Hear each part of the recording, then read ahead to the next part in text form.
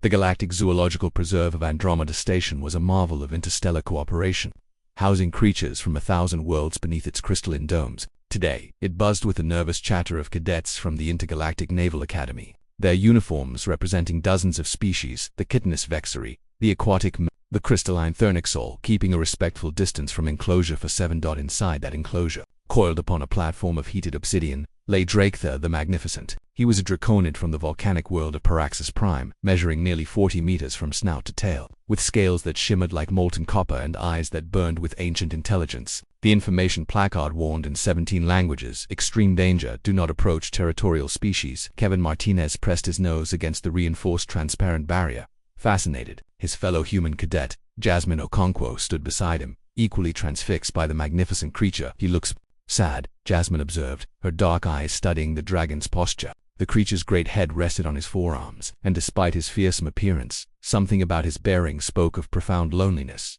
Sad. That thing could melt us with a sneeze, muttered Zixlack, a Vexry cadet whose translator made his words sound perpetually annoyed. The preserve keepers say he's killed 3 handlers. Nobody's been able to get within 10 meters of him for cycles. Killed them? Kevin asked, horrified. Well, severely burned them, another cadet corrected. The draconids are temperamental. They're one of the few species that refuse to join the Galactic Federation. Too proud, too violent. Jasmine frowned. Or maybe too misunderstood. The group moved on, following their instructor. But Kevin lingered. He watched as an automated drone delivered Drakethur's meal, a container of synthesized proteins that dropped unceremoniously into a feeding trough. The dragon didn't even lift his head. You coming, Martinez? Jasmine called back. Kevin glanced at his backpack, then at the dragon. Give me a minute.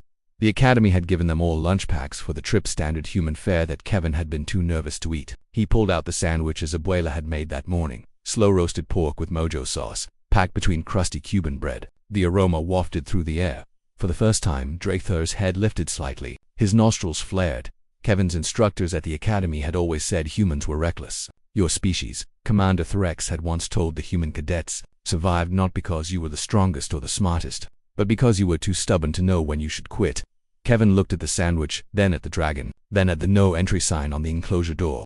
This is monumentally stupid, he muttered to himself, but his feet were already moving toward the service entrance. The door was designed for keeper access, procured with a biometric lock that, fortunately for Kevin's impulsive plan, wasn't designed to keep determined humans out. A few button presses later, and the lock disengaged with a soft chime.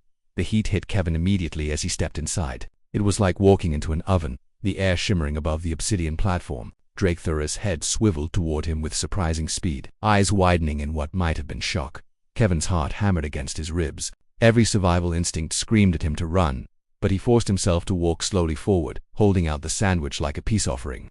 Hey there, big guy, Kevin said softly. You look like you could use some real food. This synthetic stuff tastes terrible, trust me.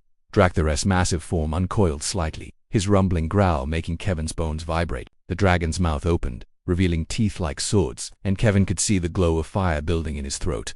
Kevin stood his ground, arm extended, sandwich still offered. I know you can understand me. The database said draconids are sapient. You're not just an animal, you're a person. And I bet you're tired of being treated like a monster.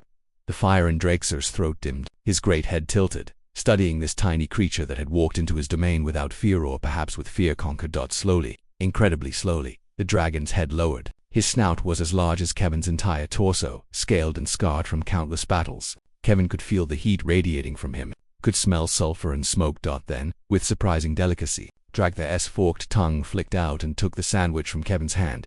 The dragon pulled back, and Kevin watched as the massive creature actually chewed, his eyes closing as if savoring something precious. When he swallowed, Drakethur released a sound, not a growl, but something closer to a contented rumble, like a cat's purr amplified 1,000 times. Kevin, Jasmine's voice cut through the moment. She stood at the enclosure entrance, eyes wide with terror. What are you doing? Behind her, alarms began to blare. The preserve's security had noticed the breach, but Kevin kept his eyes on making a friend. The dragon's eyes opened, fixing on Kevin with an intensity that seemed to peer into his soul. Then, impossibly, Drakethur dipped his great head a bow, a gesture of respect. When the security team arrived moments later, weapons drawn and containment fields ready, they found Kevin standing calmly beside the most dangerous creature in the preserve, running his hand along the dragon's snout while Drakethur practically purred.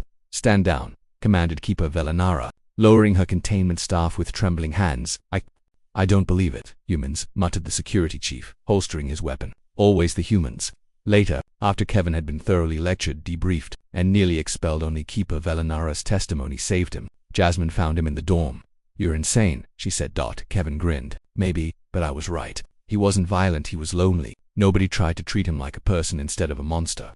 Jasmine shook her head, but she was smiling. "You know what this means, right? They're going to make you Drake their permanent handler. They're restructuring his whole care program based on what you did." "Good," Kevin said. "Everyone deserves someone who sees them for who they really are." The next day, when Kevin returned to Enclosure 47 with another sandwich, Drake was waiting at the barrier, head already lowered in greeting. And for the first time in cycles, the magnificent dragon's eyes held something other than loneliness. They held hope.